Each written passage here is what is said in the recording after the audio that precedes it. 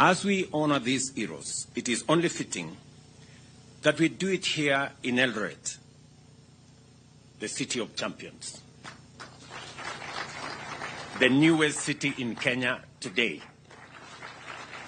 And there couldn't have been a better celebration of Eldoret city than to do it with these Olympic champions.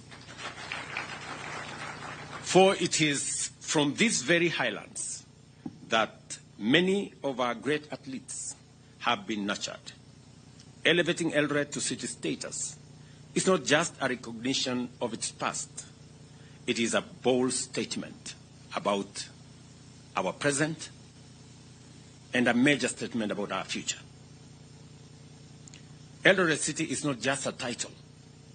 It is a brand that resonates with excellence. It represents the journey of a young athlete who, with nothing but a dream and a pair of running shoes and the support of a community, can rise to become an Olympic champion. It is here in Eldoret that the heart of Kenya's athletic success beats strongest.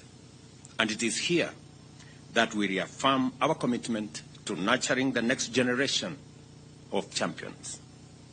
As we celebrate both our Olympic champions and the birth of the city of champions, let us remember that we are all part of this incredible journey. Together, we will continue to soar to new heights, for Kenya is and always will be the land of champions.